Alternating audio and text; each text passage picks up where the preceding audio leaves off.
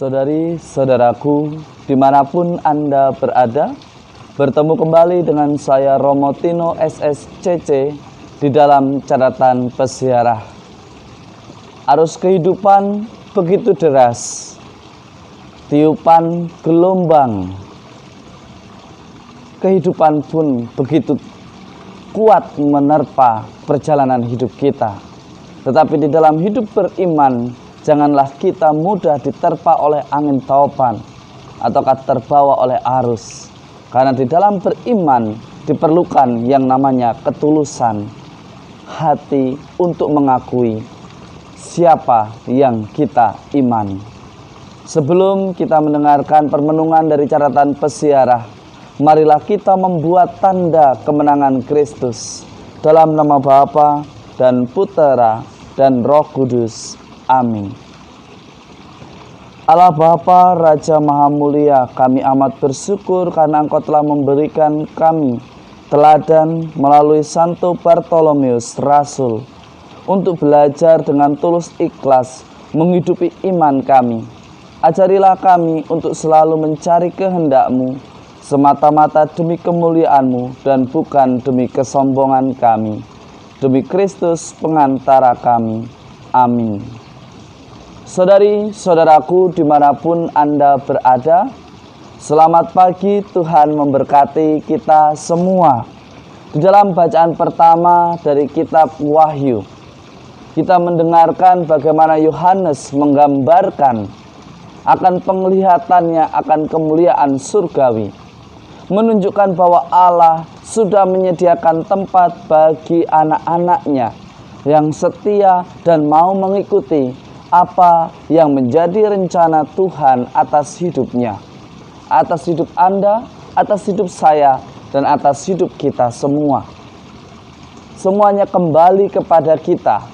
Apakah kita benar-benar dengan tulus ikhlas mau mengikuti kehendak Allah, apa yang disabdakannya melalui para nabi, melalui sesama kita, melalui sahabat kita, melalui teman-teman kita. Apakah kita benar-benar mampu menemukan wajah Allah di tengah-tengah kehidupan persiaran hidup kita?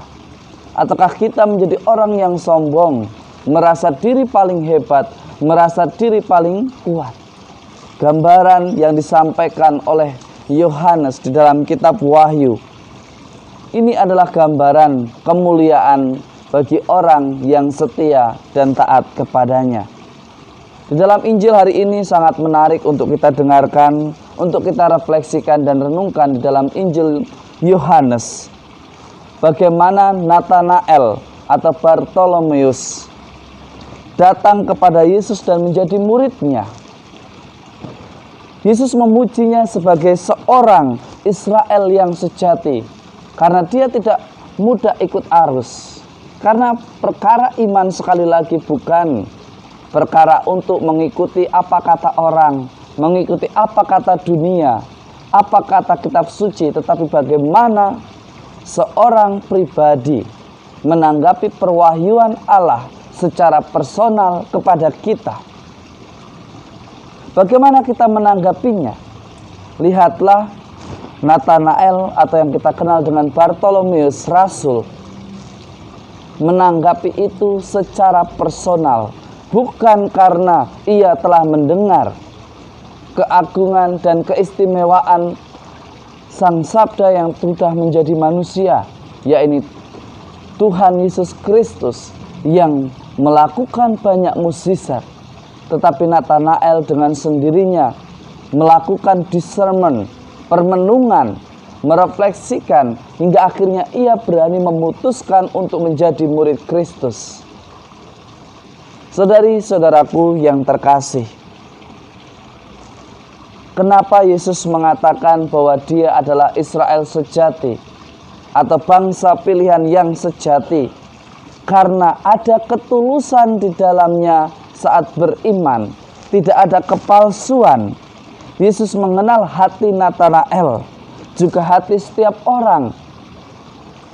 Tuhan Allah tahu mana yang dengan tulus, mana yang dengan terpaksa, mana yang hanya ingin dilihat sebagai orang beriman, Tuhan melihatnya. Jadi tinggal bagaimana kita mengenal Yesus sebagai utusan Allah yang menyapa secara langsung kepada kita. Apakah kita menemukan sukacita? Ataukah kita menemukan penderitaan atau kecewa?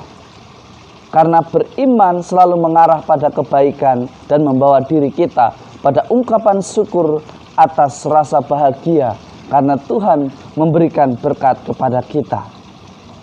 Saudari-saudaraku yang terkasih, hari ini kita diajak untuk beriman yang tulus, ikhlas, tanpa ada kepalsuan.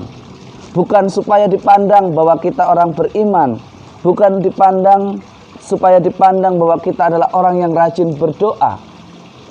Karena beriman, kita hidup menjalani sabda Allah bukan untuk dinilai oleh sesama kita atau dilihat baik oleh orang lain, tetapi karena kita menghidupi apa yang kita imani dengan ikhlas, tulus hati, dan dari hati kita yang paling dalam tanpa ada kepalsuan.